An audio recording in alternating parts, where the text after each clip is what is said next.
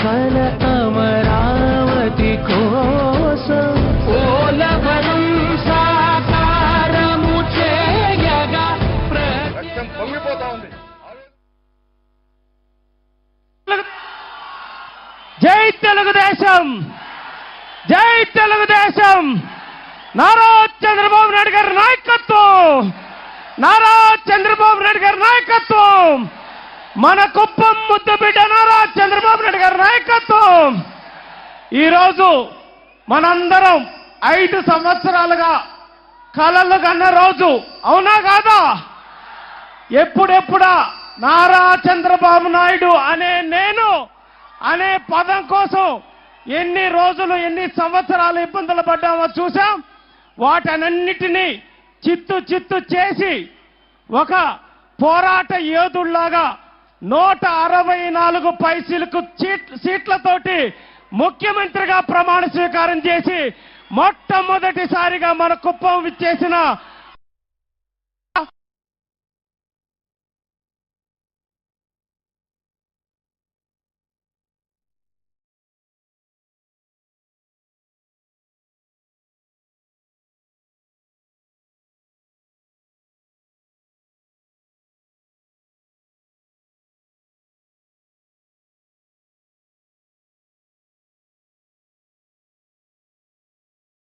మన ముఖ్యమంత్రి వర్యులు మాట్లాడతారు కాబట్టి అందరూ కుప్పానికి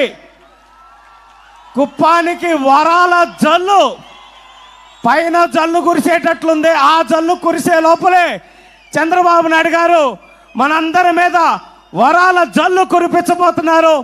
ఆ వరాల జల్లులో మీరు తడిసి ముద్దయి మనందరి అభివృద్ధి, మీ అందరి ఆకాంక్షలు నెరవేరేలాగా ఆయన కృషి చేస్తారని తెలియజేస్తూ, ఇప్పుడే కలెక్టర్ గారికి అందరికీ చెప్తున్నారు, ఈ 5 సంవత్సరాల్లో జీరో పేదరికం లేకుండా కుప్పాన్ని తయారు చేయటమే నా లక్ష్యం అని చెప్పనేసి ఇప్పుడే చంద్రబాబు నాయుడు గారు చెప్పారు. ఆ దిశగా అడుగులు పడుతున్నాయి.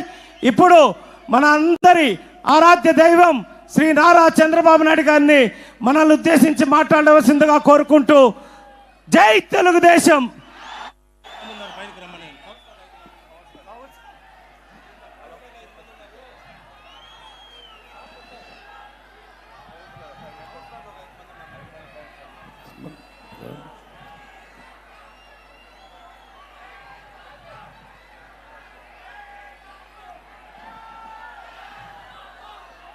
Okay, better. ముందుకు రా, ముందుకొచ్చి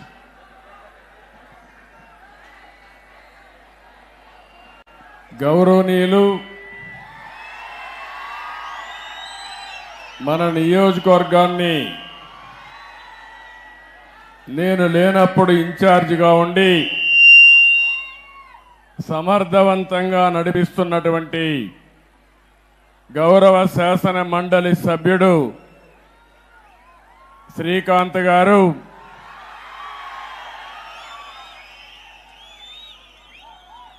గౌరవనీయులైనటువంటి పిఎస్ మునిరత్నం గారు, అన్ని మండలాల అధ్యక్షులు,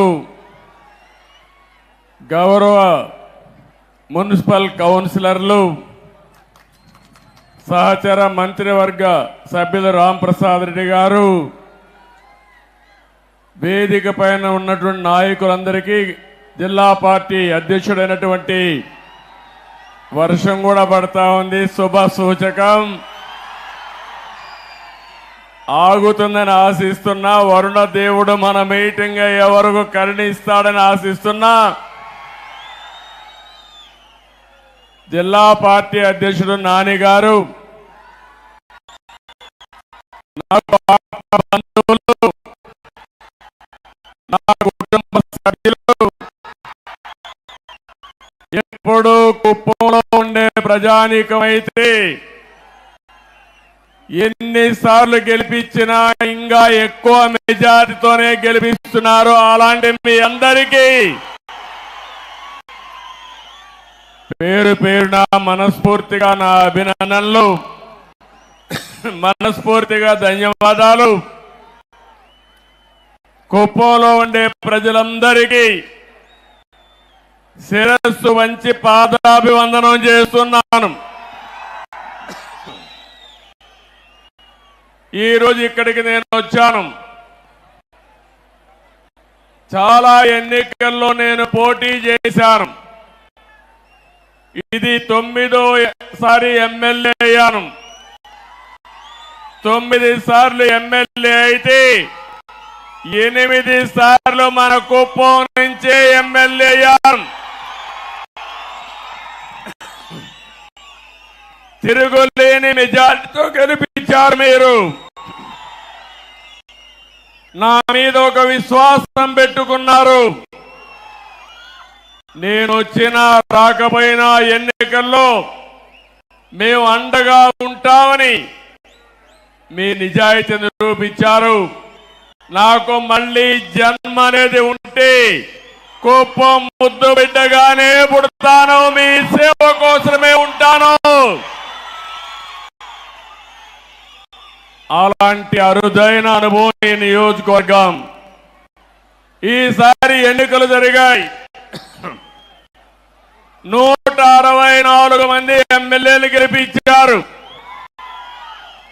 వైఎస్ఆర్ కాంగ్రెస్ పార్టీని చిత్తుగా ఓడించారు. 11 సీట్లే గెలిచారు. అంటే ప్రజాస్వామ్యంలో ఎవరైనా సరే వీగితే ఇదే గతి పడుతుందని ప్రజలు నిరూపించారని చెప్పి నేను మీ అందరికీ తెలియజేస్తున్నా. ఎటు చేద్దాం? కాసేపు వెయిట్ చేద్దామా?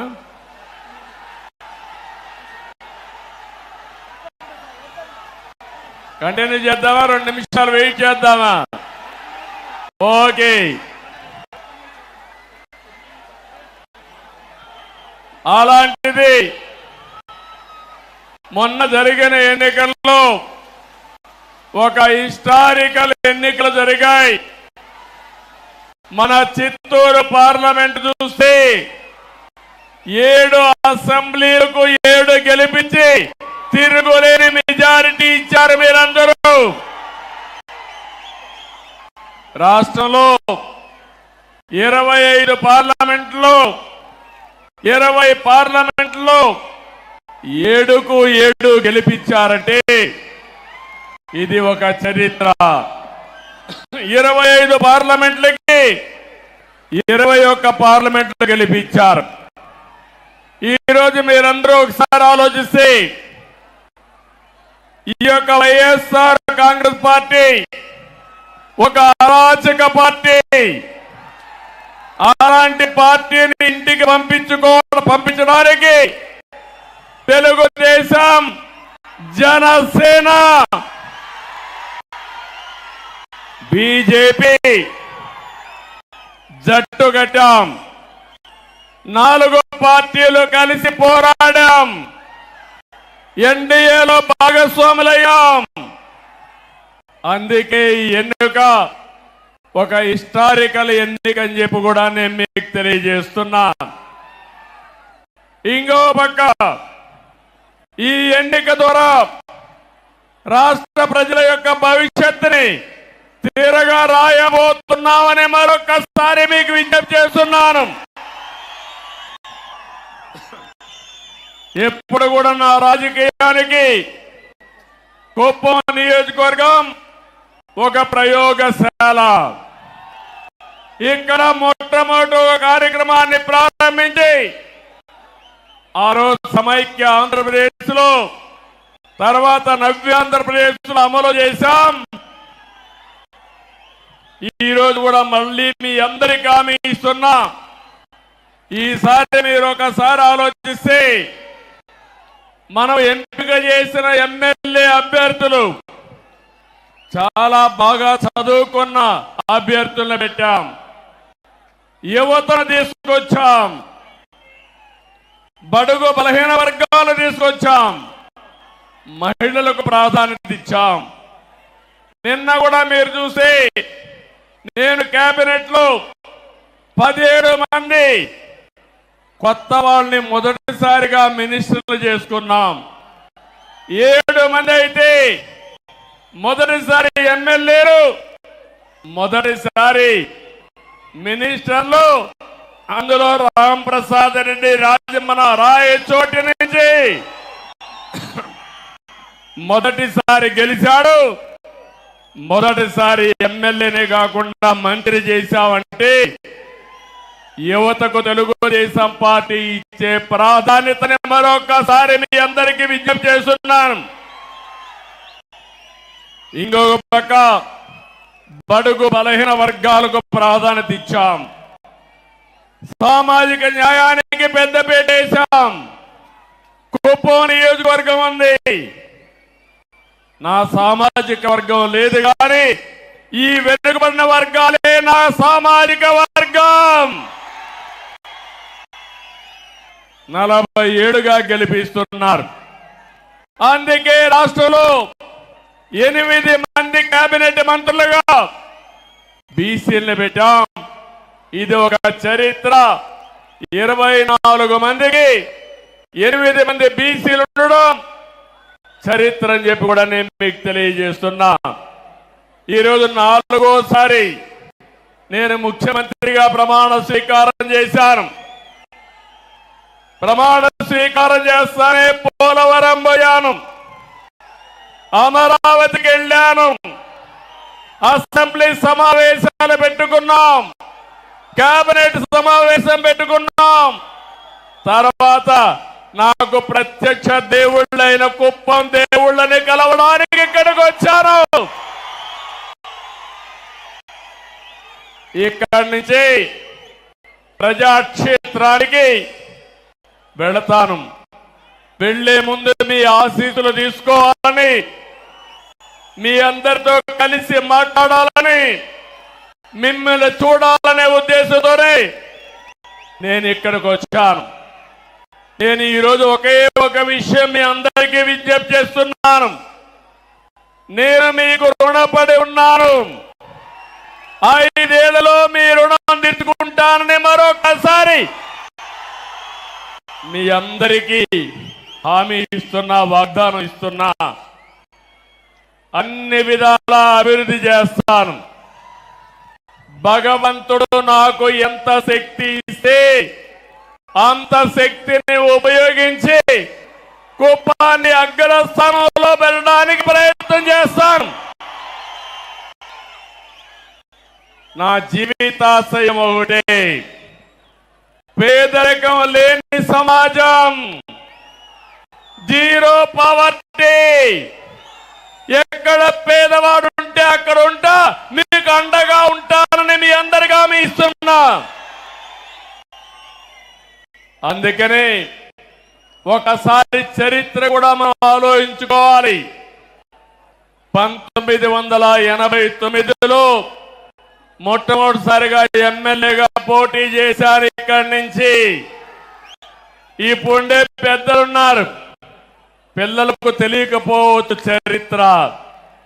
నేను ఆ రోజు కుప్పానికి వస్తే నేరుగా పలమనేరు నుంచి ఒకే రోడ్డు కుప్పానికి, అది కూడా సింగిల్ రోడ్డు. టెలిఫోన్లు లేవు, కాలేజీలు లేవు. అందుకే ఆలోచించా, చిత్తూరు జిల్లాలో ఒక వెనుకబడిన ప్రాంతం కోసం నేను పని చేయాలని కుప్పం నియోజకవర్గాన్ని ఎంపిక చేసుకున్నానని చెప్పి నేను మీకు తెలియజేస్తున్నా. 89-94 మన గవర్నమెంట్ రాలేదు, అపోజిషన్ లో ఉన్నాం, పోరాటాలు చేశాం. 94 నుంచి 2004 వరకు మన ప్రభుత్వం వచ్చింది, అభివృద్ధి చేశాం.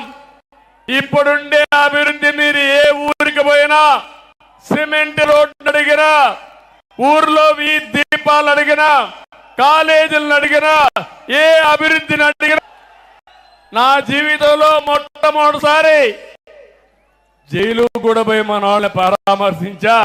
తర్వాత నన్ను కూడా జైల్లో పెట్టే పరిస్థితికి వచ్చారు. బాధ ఆవేదన ఉంది. నాకు ఎవరి మీద కోపం లేదు, మీ మీద అభిమానం ఉంది. అందుకే చెప్తున్నా, కుప్పం ఒక ప్రశాంతమైన ప్రాంతం అవునా కాదా అని మిమ్మల్ని అడుగుతున్నా. మీకు ప్రశాంతత కావాలన్నా లేదా అని అడుగుతున్నా. ఈరోజు మీ తరపున ఈ యొక్క ఎన్టీఆర్ మెమోరియల్, ఎన్టీఆర్ విగ్రహం సాక్షిగా చెబుతున్నా, ఎవడైనా కుప్పంలో రౌడీజం చేశారో చేస్తారు, అదే కడపటి రోజు అవుతుంది. మీకు జాగ్రత్త. రౌడీజం గాని, గంజాయి గాని, అక్రమ వ్యాపారాలు గాని ఈ ప్రశాంతమైన పవిత్రమైన కుప్పంలో చేయడానికి వీలు లేదు. అందరూ ఏకగ్రీవంగా ఆమోదిస్తారా లేదా అని మిమ్మల్ని అడుగుతున్నా. గట్టిగా చప్పట్లు కొట్టి కూడా చెప్పండి ఆమోదిస్తామని. 5 సంవత్సరాలు నేను ఒక స్పష్టమైన అజెండాతో వచ్చాను మీ దగ్గరికి. సంక్షేమానికి పెద్దపీట వేస్తాం, అభివృద్ధి పరిగెత్తిస్తాం. దానికి నమూనాగా ఈ కుప్పం నియోజకవర్గాన్ని తయారు చేస్తారని మరొకసారి మీ అందరికీ హామీ ఇస్తున్నా. మన మున్సిపాలిటీ కుప్పం పన్నులు పెంచారు కానీ అభివృద్ధి చేశారా తమ్ముళ్ళు, ఆడబిడ్డలను అడుగుతున్నా. నేను మీ అందరికీ ఒకటి హామీ ఇస్తున్నా. ఈరోజు నేను మొన్నే చెప్పాను 100 కోట్లని, కానీ 100 కోట్లు కాదు, ఎంతైనా పర్వాలేదు, ఒక మోడల్ మున్సిపాలిటీగా ఈ కుప్పాన్ని తయారు చేస్తాం. ఔటర్ రింగ్ రోడ్ వేస్తాం, టౌన్ లేక అన్ని రోడ్లు వేస్తాం, అన్ని రోడ్లు సిమెంట్ రోడ్డు చేస్తాను, డ్రైనేజ్ వ్యవస్థ ఏర్పాటు చేశాను, జంక్షన్లు కూడా ఏర్పాటు చేసి అవసరమైతే ఒక పరిశుభ్రమైన నగరంగా కుప్పం టౌన్ ని తయారు చేసే బాధ్యత నాదని మీ అందరికీ హామీ ఇస్తున్నా. ఈ కుప్పమే కాదు, మనకు 4 మండలాలు ఉన్నాయి. 4 మండలాలను కూడా మండల కేంద్రాలను అభివృద్ధి చేస్తా. ఒక్కొక్క మండల కేంద్రానికి ఒక 10 కోట్లు తక్కువ కాకుండా ఖర్చు పెట్టి ఈ మండల కేంద్రాలను అభివృద్ధి చేసి ఆదర్శమైన టౌన్ గా చేసే బాధ్యత నాదని మీ అందరికీ హామీ ఇస్తున్నా. అన్ని పంచాయతీల్ని, మేజర్ పంచాయతీ 2 కోట్లు ఖర్చు పెడతాం, మైనర్ పంచాయతీని 1 కోటి రూపాయలు ఖర్చు పెడతాం. ఇవన్నిటికీ ఎస్టిమేట్స్ తయారు చేపిస్తా. పని ఈ రోజు నుంచే ప్రారంభం అవుతుందని మరొకసారి హామీ ఇస్తున్నా. ఇది కాకుండా మీ గ్రామాల్లో గ్రామ సభలు పెట్టి త్రాగునీరు, డ్రైనేజ్, వీధి దీపాలు, ఇలాంటి కనీస మౌలిక సదుపాయాలు ఏవైతే అవసరముందో అదే మాదిరిగా వేస్ట్ కాంపోస్ట్ పెట్టాం. మనం ఊర్లో ఉండే చెత్తంతా తీసుకొచ్చి ఎరువుగా మార్చి కాంపోస్ట్ ఎరువుగా ఉపయోగించాలని చెప్పి ఆలోచించాం. ఆ షెడ్లన్నీ ఈరోజు వైఎస్ఆర్ కాంగ్రెస్ నాయకులు వాళ్ళ రంగు కొట్టుకున్నారు, కానీ అక్కడ మాత్రం ఎలాంటి కార్యక్రమాలు లేవు.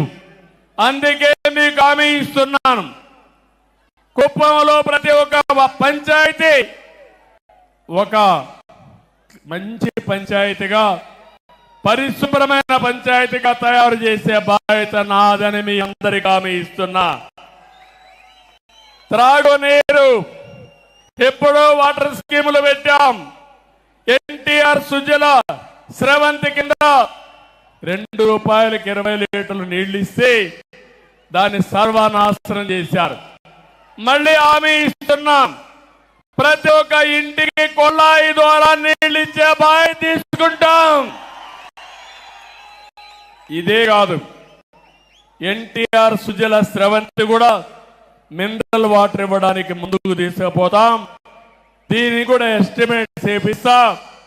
వార్ ఫుటింగ్ లో ఈ పనులన్నీ అవుతాయని చెప్పి నేను మీకు తెలియజేస్తున్నా. ఒక పక్క అన్ని గ్రామాలకు రోడ్లు ఇప్పించే బాధ్యత తీసుకుంటాం. ఊర్లో సిమెంట్ రోడ్లన్నీ వేసే బాధ్యత తీసుకుంటాం. పొలాలకు కూడా రోడ్లు వేసే బాధ్యత తీసుకుంటామని మీ అందరికీ హామీ ఇస్తున్నా. దీంతో పొలం నుంచి ఏ మార్కెట్కి పోవాలన్నా వ్యవసాయ ఉత్పత్తులు సుజావుగా తీసుకుపోయే కార్యక్రమానికి శ్రీకారం చుడతాం. ఇప్పుడే వస్తానే పోయాను. అందరి నీవా కాలువ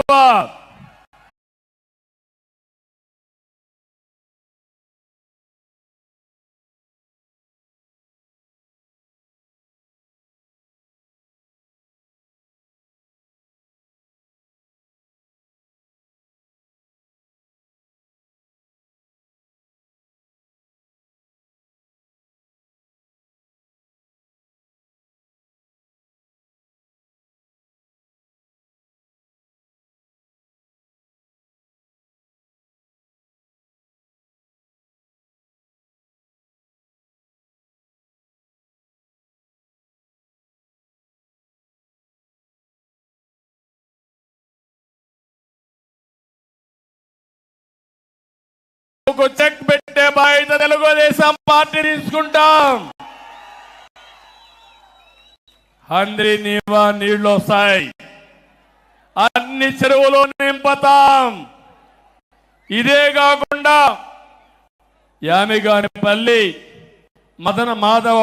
మాదనపల్లిలో 2 చెరువులు కట్టడానికి కూడా అవకాశం ఉంది. అవి కడితే 1 TMC నీళ్లు పెట్టుకునే అవకాశం ఉంది. ఇది కూడా శాంక్షన్ చేపిస్తామని చెప్పి మీ అందరికీ తెలియజేస్తున్నా. ఇదే కాదు, మొత్తం పాలార్లో ఎన్ని చెక్ డ్యాములు వస్తాయో అన్ని చెక్ డ్యాములు కడతాం. నీళ్లు నిల్వ పెడతాం. మీ పొలాలకు అవసరమైతే లిఫ్ట్లు పెట్టి తద్వారా నీళ్లు ఇచ్చే బాధ్యత నాది. దీన్ని ఒక పద్ధతి ప్రకారం ఆలోచించాను. సాగునీరు మీకు ఇస్తే బంగారం పండించే రైతాంగం ఎక్కడున్నారు. నేను మొట్టమొదటిసారి ఒక్కసారి వచ్చినప్పుడు చెప్పాను, కుప్పానికి భగవంతుడు మంచి వాతావరణం ఇచ్చాడు, బెంగళూరు క్లైమేట్ ఇచ్చాడు. ఇక్కడి పండని పంటే లేదు. ఇక్కడ అన్ని పంటలు పండుతాయి. పట్టు పరిశ్రమకు కేంద్రం ఈ కుప్పం నియోజకవర్గం.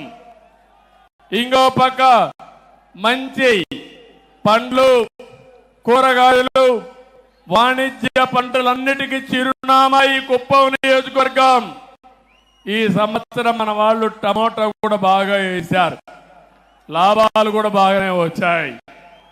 నేను ఒకటే ఆలోచిస్తున్నా, వ్యవసాయ ఆధార పరిశ్రమలు, టమోటా ఉంది, టమోటా నుంచి క్యాచప్ చేయడానికి లేకపోతే టమోటా జ్యూస్ తయారు చేయడానికి ఫ్యాక్టరీలు రావాల్సిన అవసరం ఉంది. ఇంకో పక్క తక్కువ ఖర్చుతో ఎక్కువ నిల్వ చేసే టెక్నాలజీలతో ఇక్కడ కోల్డ్ స్టోరేజ్ కానీ ప్రత్యామ్నాయ మార్గాలు కానీ వస్తే మన వాళ్ళు బ్రహ్మాండంగా టమోటా వేస్తారు, మంచి ఆదాయం వస్తుంది. ఇక్కడ పూలు పండిస్తున్నాం. పూలు కూడా ఈరోజు చూస్తే నేను వస్తే మొత్తం నియోజకవర్గం అంతా పూల వర్షం కురిపించారు. ఈ నియోజకవర్గంలో ఎక్కడి నుంచో తేలేదు, మన పొలాల్లో పండే పూలే రోడ్డు మీదకి వచ్చాయి, వర్షాన్ని కురిపించే పరిస్థితికి వచ్చారు. చాలా గర్వంగా ఉంది. అలాంటి పూలు పండించే రైతాంగానికి మార్కెట్ ఏర్పాటు చేసే బాధ్యత నాదని మీ అందరికీ హామీ ఇస్తున్నా. కూరగాయలు కానీ అదే మరిగా పండ్లు కానీ పూలు కానీ ఇలాంటివి ఏవైతే పండిస్తున్నారో వాళ్ళందరితో రైతులతో ఒక సమాఖ్య ఏర్పాటు చేస్తా వాళ్ళందరి ఆలోచనలు తీసుకుంటా ఇక్కడి నుంచి నేరుగా మార్కెట్ కట్టే పంపించాలో దానికి ఏమేమి అవసరం ఉన్నాయో అవన్నీ చేస్తా. ఎప్పుడో నా కోరిక ఇక్కడే ఒక విమానాశ్రయం తీసుకొచ్చి ఇవన్నీ కూడా కార్గో ద్వారా పంపించాలని ఒక ఆలోచన చేశాం. దుర్మార్గులు దాన్ని కూడా నిలిపేశారు. నేను ఒకటి హామీ ఇస్తున్నా, వీలైనంత తొందరలో కుప్పంలో విమానాశ్రయం కూడా వస్తుంది. ఇక్కడి నుంచి మనం పండించిన కూరగాయలు ఎయిర్ కార్గో ద్వారా విదేశాలకు కూడా పంపించే ఏర్పాట్లు చేసే ఆలోచన చేస్తున్నాను. మనం కూడా ఎవరన్నా రావాలన్నా మనం వెళ్ళాలన్నా చిన్న చిన్న ఫ్లైట్లు కూడా వస్తున్నాయి. అవి కూడా వస్తే లాజిస్టిక్స్ పెరుగుతుంది. ఇటు బెంగళూరుకి, అమరావతికి, చెన్నైకి ఈ యొక్క ఫెసిలిటీ వస్తుందని చెప్పి కూడా నేను మీకు తెలియజేస్తున్నా. ఇంకో పక్క నేను ఒకటే వ్యవసాయంలో మీ అందరినీ కోరుతున్నాను.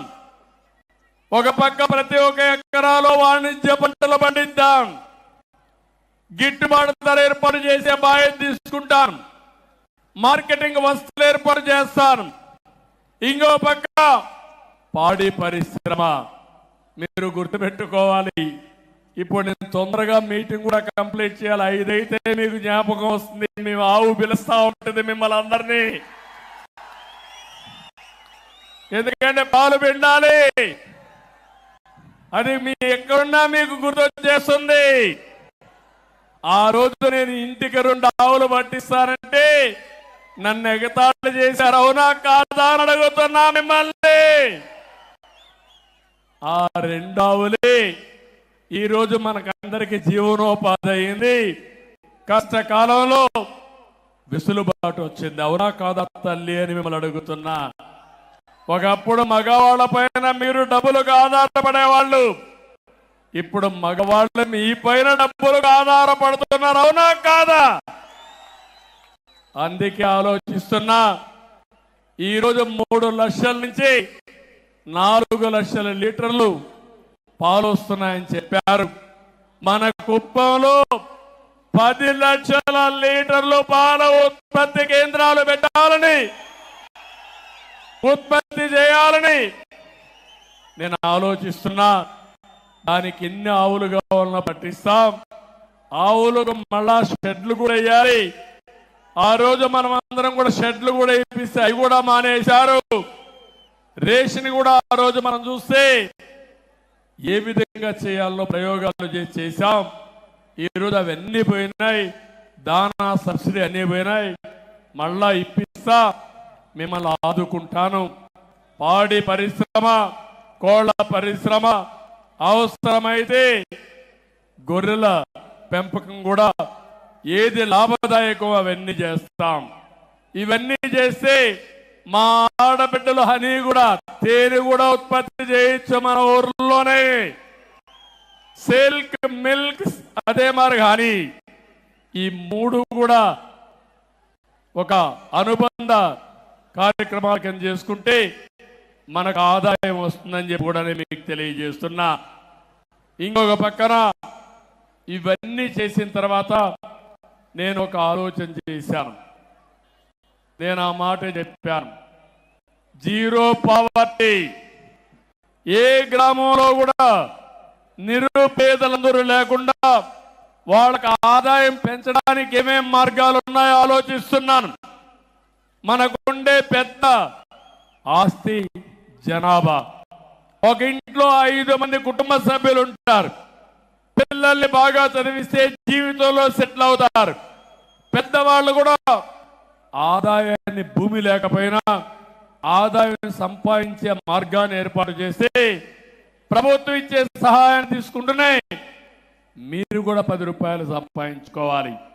చేపను ఇవ్వడమే కాదు, చేపను పట్టే విధానం నేర్పిస్తే పేదవాళ్ళకు ఎంతో వెసులుబాటు వస్తుంది. అదే నా ఆలోచన. ఈ రాష్ట్రంలో నా జీవితంలో ఒకే ఒక ఆలోచన. ఎన్టీ రామారావు గారు ఎప్పుడూ చెప్పేవాడు, పేదవాడే దేవుళ్ళు, సమాజమే దేవాలయం అని చెప్పింది ఎన్టీ రామారావు గారు. అలాంటి పేదరిక నిర్మూలన నా జీవితాశయం. ప్రతి ఒక్క గ్రామాన్ని ఒకటే కోరుతున్నా, జీరో పావర్టీ. పేదలు లేని గ్రామం, పేదలు లేని మండలం, పేదరికం లేని కుటుంబం రాష్ట్రంలోనే దేశంలోనే పేదరిక నిర్మూలనలో, ఆర్థిక అసమానతలు నిర్మూలించడంలో కుప్పం దేశానికి ఒక ఆదర్శం కావాలని మనస్ఫూర్తిగా కోరుకుంటున్నా. ఆశయం బానే ఉంది, ఆచరణ చెయ్యాలంటే మీ అందరి సహకారం నాకు అవసరం.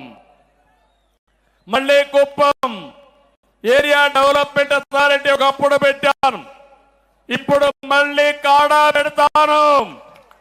ఒక మంచి ఐఏఎస్ ఆఫీసర్ ఇక్కడనే పెడతాను. మీ సమస్యలన్నీ పరిష్కారం చేస్తాను. మీ ఆదాయాన్ని పెంచే మార్గం, ఆలోచనలు ఇస్తా, అమలు చేసే బాధ్యత అప్పచెప్తారని కూడా మీ అందరికీ తెలియజేస్తున్నా. అది కూడా ప్రారంభిస్తాను. ఒక ప్రణాళిక తయారు చేసి ఆ ప్రణాళిక పెట్టి ఇవన్నీ కూడా అమలు చేయడం కోసం ముందుకు పోతాం. ఇంకో పక్క మన నియోజకవర్గంలో 2 కోరికలు కోరారు. మల్లన్నూరుని మండల హెడ్ క్వార్టర్ గా చేయమని, అదే మరి రాళ్ల బతుకూరు ఇంకొక మండలం చేయమని నేను నిన్నే ఆదేశాలు ఇచ్చాను. ఈ 2 మండలాలు కూడా ఏర్పాటు చేస్తున్నాం. ఇప్పుడు మున్సిపాలిటీ 4 మండలాలు ఉన్నాయి. భవిష్యత్తులో 6 మండలాలు మున్సిపాలిటీ ఉంటుందని ఈ సభాముఖంగా మీ అందరికీ తెలియజేస్తున్నా. ఇక్కడికి వచ్చినప్పుడు కుప్పం బస్ స్టాండ్ తమ్ముళ్ళు, ఇక్కడ బస్సులు కూడా దొంగిలిచ్చారు దొంగలు. ఇక్కడి నుంచి బస్సులు వేసుకోవచ్చు, తప్పు లేదు. కుప్పంలో ఉండే బస్సులు తీసుకుపోయారంటే వీళ్ళని ఏమనాలో మీరే ఒకసారి ఆలోచించండి. నిన్నే చెప్పాను, మళ్ళీ నా కుప్పానికి బస్సులు పంపించమంటే నిన్నటి నుంచే బస్సులు వస్తున్నాయి మళ్ళీ ఇక్కడికి. ఒకటే హామీ ఇస్తున్నా, ఒక ఆధునికమైన బస్ స్టేషన్ కింద, బస్ డిపో కింద కుప్పాన్ని నిర్మాణం చేస్తాం. ఇక్కడే ఆర్టీసీ మినిస్టర్ మా రాంప్రసాద్ రెడ్డి గారు ఇక్కడే ఉన్నారు. ఇప్పుడే ఆదేశాలు ఇచ్చాను, ప్లాన్స్ అన్ని తయారు చేసుకొస్తాడు. అన్ని కానీ సవ్యంగా జరిగితే కుప్పంలో అన్ని బస్సులు కూడా ఎలక్ట్రికల్ బస్సులు వేసేస్తాం. పొల్యూషన్ కూడా ఉండదు. ఎక్కడ రోడ్ల మీద పోతాండు ఊగురాట కూడా లేదు. అలాంటి అవసరమైతే కొన్ని ఏసీ బస్సులు కూడా పెట్టేసి వేరే ప్రాంతాలకు పోవాలంటే కార్లు అవసరం లేకుండా శుభ్రంగా పోయి వచ్చే పరిస్థితి వస్తుంది. ఇంకో పక్క మన కుప్పానికి అన్ని పక్కల వివిధ రకాలైన నగరాలు ఉన్నాయి. ఒక పక్క కృష్ణపట్నం ఉంది, కృష్ణగిరి ఉంది, ఇంకో పక్కన కేజీఎఫ్ ఉంది, ఇంకో పక్క బెంగళూరు నగరం ఉంది, సమీప ప్రాంతంలోని చెన్నై కూడా ఉంది. మన రైల్వే లైన్ కూడా మీరు చూస్తే కుప్పం ఒక జంక్షన్ గా కూడా తయారయ్యే అవకాశం ఉంది. అందుకే నేను ఒకటి ఆలోచిస్తున్నాను, కోట నుంచి వచ్చే రోడ్డుని, పలమనే రోడ్ని ఇప్పుడు డబుల్ రోడ్ ఉంది, దీన్ని 4 లేన్ చేసుకోగలిగితే కృష్ణగిరి వరకు బ్రహ్మాండంగా ఉంటుంది. ఇక్కడి నుంచి మిగిలిన రోడ్లు కూడా ఏవైతే ఉన్నాయో అవన్నీ కూడా ఆలోచిస్తున్నాను. ఇక్కడి నుంచి మీరు చూస్తే బెంగళూరు నుంచి హోసూరు వరకు గ్రీన్ ఫీల్డ్ హైవే కింద 4 లేన్ వేసుకుంటే బెంగళూరుకు ఒక గంటలోనే పోయే అవకాశం వస్తుందని మా వాళ్ళు చెబుతున్నారు. అది కూడా వస్తే నేరుగా బెంగళూరుకు పోయి బెంగళూరు వాళ్ళు కుప్పానికి వచ్చి వ్యాపారం చేసుకుని సాయంత్రం మళ్ళీ వెళ్ళిపోతారు బెంగళూరుకి. మొన్న బెంగళూరు నుంచి ఒక 20,000 మంది వచ్చారు మన వాళ్ళు ఓట్లు వేయడానికి. వాళ్లే డబ్బులు ఖర్చు పెట్టి వచ్చారు, తెలుగుదేశం పార్టీకి ఓటేశారు. ఇక్కడే కాదు, అమెరికా నుంచి, ఆస్ట్రేలియా నుంచి, ఆఫ్రికా నుంచి మన ఎన్ఆర్ఐస్ అంతా వచ్చి నెల 2 నెలలు పనిచేసి 4-5 రోజులు 4-5 నెలలు 4-5 లక్షలు ఖర్చు పెట్టి తెలుగుదేశం పార్టీని గెలిపించారంటే అది వాళ్ళకు మన పార్టీ పైన ఉండే అభిమానం. ఈరోజు పక్కనుండే బెంగళూరు నుంచి ఒక 15,000 నుంచి 20,000 మంది కొంతమంది వాళ్ళ ఖర్చులే పెట్టుకొని వచ్చి ఓటేశారు. హైదరాబాద్ ని చూస్తే 55-60 ట్రైన్లు పట్టకుండా ఎక్కడికక్కడ వచ్చి ఓటేసి వెళ్ళారంటే వాళ్ళ అభిమానం చూసిన తర్వాత నాకు అనిపిస్తుంది నా జీవితాంతం వాళ్ళకు రుణపడున్నా వాళ్ళ రుణం తీర్చుకుంటానని చెప్పి కూడా నేను మీకు తెలియజేస్తున్నా.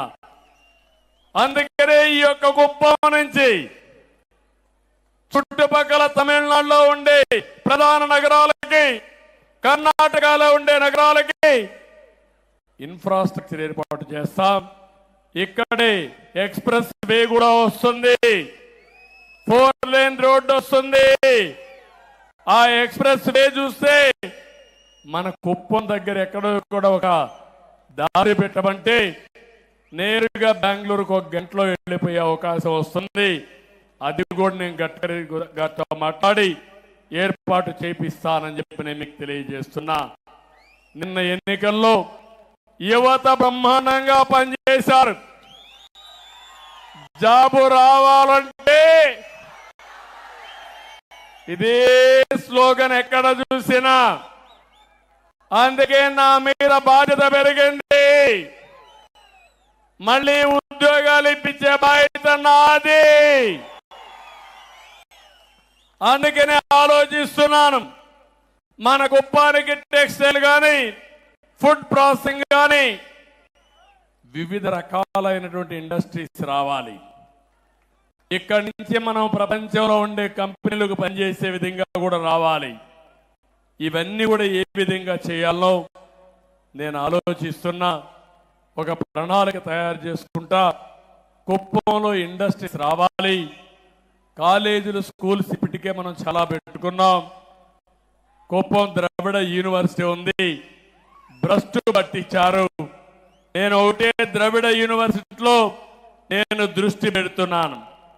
మళ్ళా అడ్మినిస్ట్రేషన్ గాడిలో పెట్టే బాధ్యత నాది. 254 మందికి 10 నెలలుగా జీతాలు రావడం లేదు.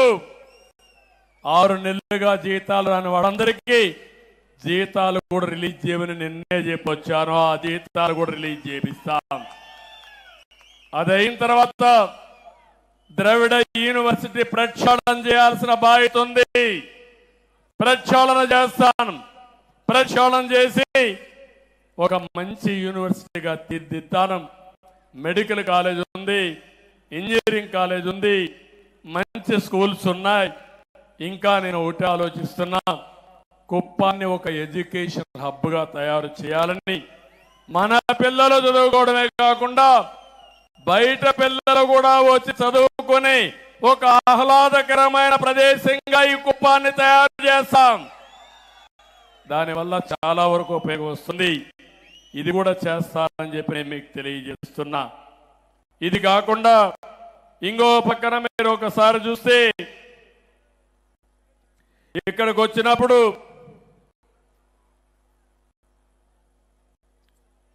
నేను కుప్పం విషయం ఇప్పుడే చెప్పాను. ఇది కాకుండా మీరు చూస్తే డిపో విషయం చెప్పాను. ప్రజలకు కొన్ని విషయాలు మీరు చూసినప్పుడు మనం కట్టిన కమ్యూనిటీ బిల్డింగ్స్ కూడా అట్నే పెట్టి వదిలిపెట్టి వెళ్ళిపోయారు. వన్యకుల క్షత్రియ భవనం 90% పూర్తయి మిగిలిపోయింది. కురుబ భవనం అసంపూర్తిగా ఉంది. బలిజ కులస్తులకు ఒక భవన నిర్మాణం ఇస్తే అది కూడా నిలిపేసే పరిస్థితికి వచ్చారు. వాల్మీకి భవనం పూర్తి అయింది, దీన్ని కూడా అభివృద్ధి చేయాలి. గాండ్ల కులస్తులకు ఇచ్చిన భవనం కూడా పూర్తి చేయాలి. ఎస్సీ కమ్యూనిటీ హాల్లో కొత్త కమ్యూనిటీ హాల్ కూడా నిర్మించాల్సిన అవసరం ఉంది. ఇవన్నీ కూడా ఈ కమ్యూనిటీ హాల్స్ ఉంటే అక్కడ కమ్యూనిటీ ఫంక్షన్స్ పెట్టుకోవడమే కాకుండా వాళ్ళకి అవసరమైతే పెళ్లిళ్ళు ఇవన్నీ కూడా పెట్టుకోవడానికి ఉపయోగపడతాయి. ఆ తర్వాత అక్కడే సమావేశాలు పెట్టుకొని వాళ్ళ అభివృద్ధికి ఆలోచన చేసే కార్యక్రమానికి కూడా శ్రీకారం చుట్టే అవకాశం ఉంది. ముస్లింల కోసం నిర్మించిన షాదీఖానా కూడా నిరుపయోగంగా ఉంది. వాళ్ళు కూడా షాదీఖానా కావాలని అడుగుతున్నారు. వాళ్ళదే కాకుండా వడ్డెర్రా మొదలయ్యారు కూడా ఇచ్చాం, అక్కడ కూడా బిల్డింగ్లన్నీ పూర్తి కాలేదు. ప్రతి ఒక్క కులస్తులకు ఇచ్చిన కమ్యూనిటీ బిల్డింగులకి ఆర్థిక సహాయం చేసి పూర్తి చేసే బాధ్యత నేను తీసుకుంటాను. ఆ తర్వాత మీరందరూ చేయాల్సింది, మీరు ఆ సమావేశాలు పెట్టుకుని మీ కమ్యూనిటీ అభివృద్ధి కోసం మీరు కృషి చేయండి. నేనేం చేయాలనో చేసే పరిస్థితి నేను తీసుకొస్తా.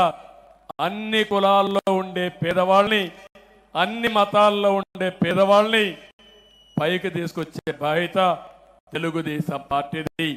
ఎమ్మెల్యేగా నా బాధ్యత అని చెప్పి కూడా నేను మీకు తెలియజేస్తున్నా. మన నియోజకవర్గంలో భక్తి ఎక్కువ, దేవుళ్ళ పైన ఒక విధంగా ఆలోచిస్తే చాలా భక్తి ఉండే ప్రాంతం. ఇక్కడే తిరుపతి గంగమ్మ, ఆ టెంపుల్లో ఎన్ని అరాచకాలు జరిగాయో మీరే చూశారు.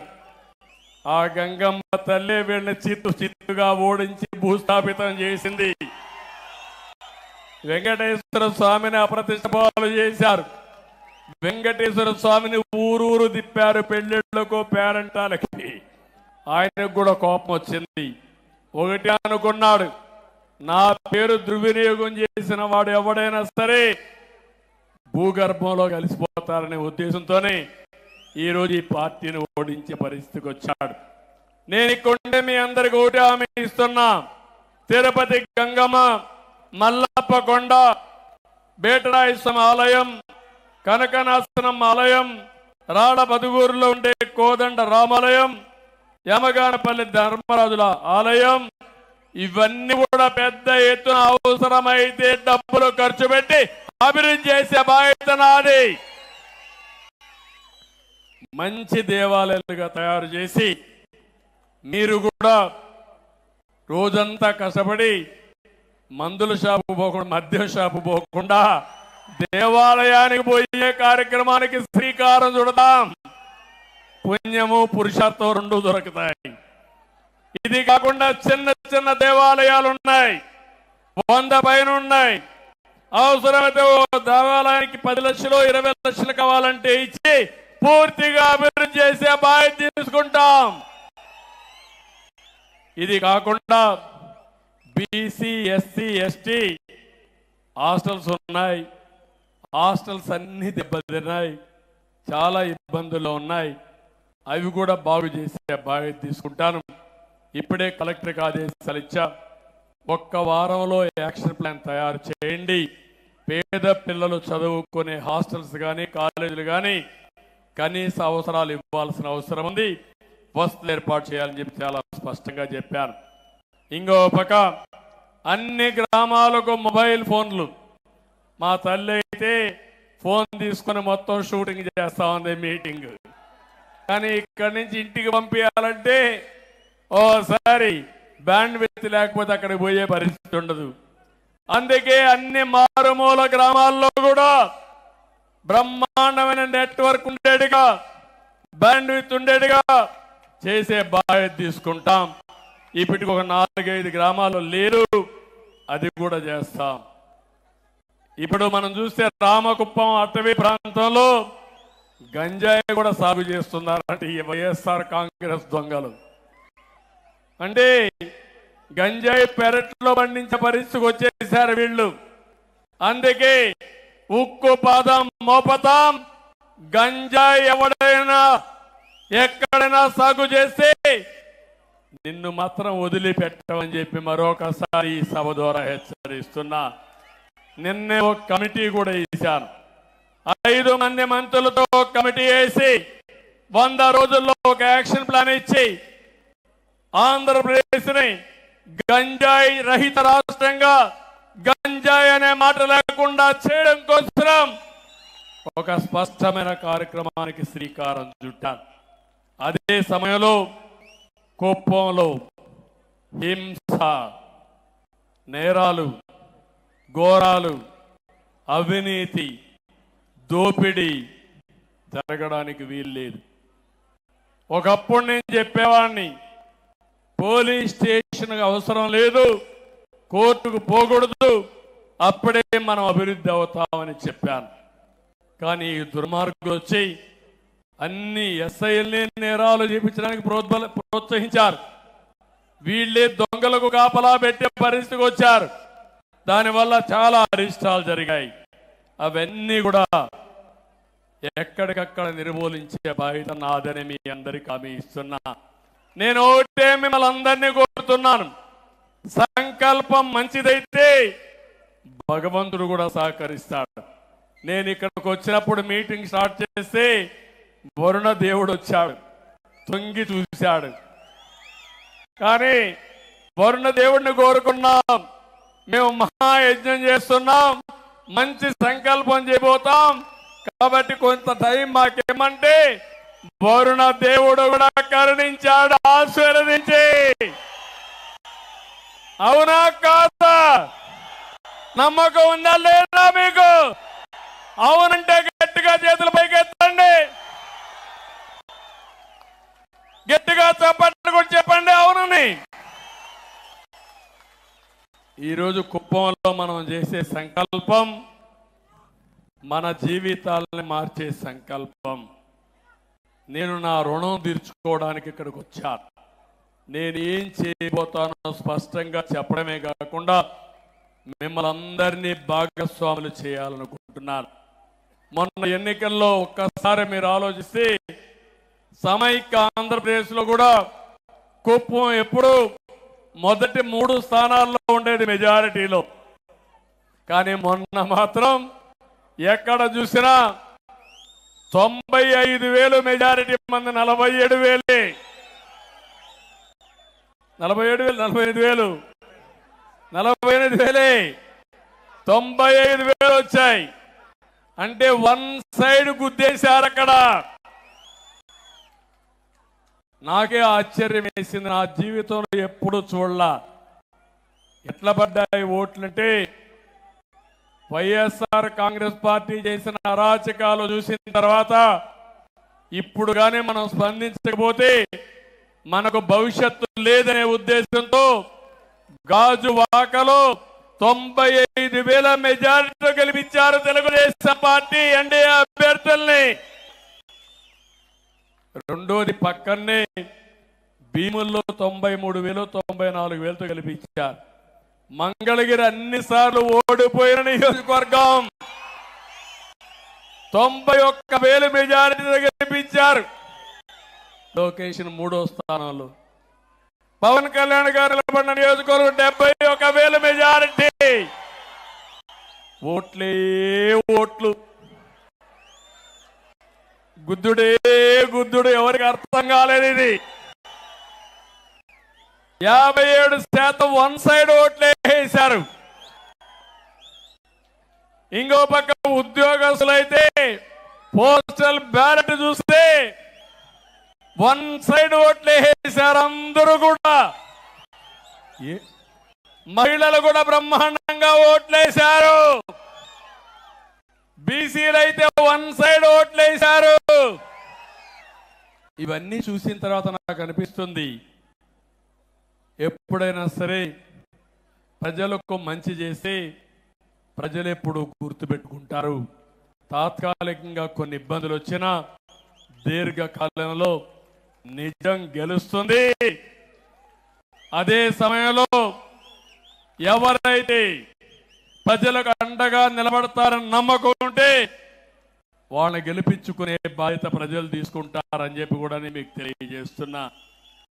ఎంత దుర్మార్గులు అంటే వీళ్ళు మా ఇంట్లో ఆడవాళ్ళు ఎప్పుడూ బయట వచ్చేవాళ్ళు కాదు. కడాన మా మిస్సెస్ కూడా కుప్పానికి వచ్చి మీ క్యాంపెయిన్ చేసే పరిస్థితికి వచ్చింది. ఎప్పుడన్నా చూసారా? 40 ఏళ్ళకి ఎప్పుడన్నా వచ్చిందా ఆవిడ? ఎప్పుడు రాలేదు కదా. ఎప్పుడన్నా నామినేషన్కి ఇంట్లో వాళ్ళు ఎవరన్నా వచ్చారా మా ఇంట్లో నుంచి? మీరే నా కుటుంబ సభ్యులు అనుకున్నా, మీరే నా బంధువులు అనుకున్నా, మీకే అప్పచెప్పా. మొన్న వీళ్ళు చేసిన అరాచకానికి ఇంట్లో ఆడవాళ్ళు కూడా బయట వచ్చే పరిస్థితి వచ్చారు. అది మా కుటుంబం కూడా బయట వచ్చి క్యాంపెయిన్ చేసే పరిస్థితికి వచ్చింది. ఏది ఏమైనా ఇంకా రాబోయే రోజుల్లో అన్ని మంచి శకునాలే, రాష్ట్రానికి మంచి జరగాలి. కానీ సమస్యలు కూడా బోలెడన్ని ఉన్నాయి. నేను మొయ్యలేనంత భారం ఉంది. ఆ విషయం కూడా మీరు గుర్తుపెట్టుకోవాలి. మీకు కనపడినంత ఆశాజనకంగా లేదు. ఖజానా ఖాళీ అయిపోయింది. అప్పులు విపరీతంగా చేశారు. చాలా మంది అంటున్నారు, నువ్వు ఎట్లా చేస్తావు, నీ దగ్గర డబ్బులు లేవు కదా అని. ఉన్నదే నాకు మనో సంకల్పం, మనోధైర్యం. కష్టాలున్నాయని పారిపోయేవాడిని కాదు. 40 ఏళ్లుగా ఆదరించిన ప్రజానీకం 5 కోట్ల మంది కోసం, మీ భవిష్యత్తు కోసం ఎంత కష్టమైనా పడతాను, ఎంత భారమైనా మోస్తాను. తిరిగి రాష్ట్రాన్ని గాడిన పెట్టే బాధ్యత నాదని మరొకసారి మీ అందరికీ తెలియజేస్తున్నా. ఒక పక్కన నిన్న మొన్న నేను గాని మిత్రుడు పవన్ కళ్యాణ్ గారు గాని మొత్తం ఒకసారి చూసావు లెక్కలన్నీ. ఇంకా లెక్కేస్తున్నాం, అంతుపట్టడం లేదు మాకు.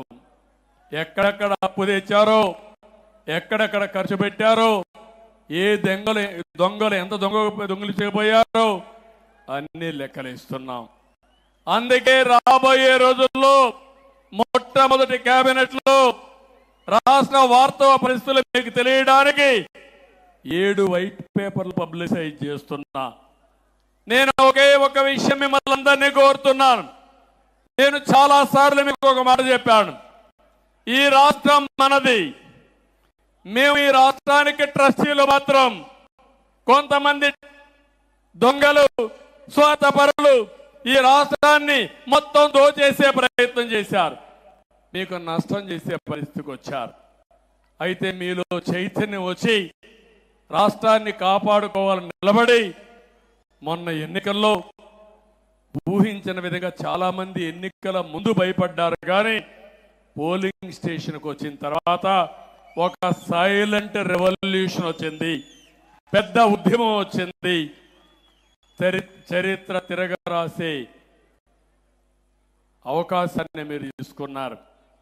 అందుకే మేము 7 వైట్ పేపర్ చూస్తే, 1 రాష్ట్ర ఆర్థిక పరిస్థితి, 2 పోలవరం సాగునీటి ప్రాజెక్టులు పూర్తిగా విధ్వంసం చేశారు, 3 అమరావతిని సర్వనాశనం చేశారు, 4వది మీరు ఒకసారి చూస్తే ఎక్కడ చూసినా మద్యం ఏరులై పారి నాసిరకం మద్యం తెచ్చి ఈ పేద ప్రజల ప్రాణాలు తీసే పరిస్థితికి వచ్చారు.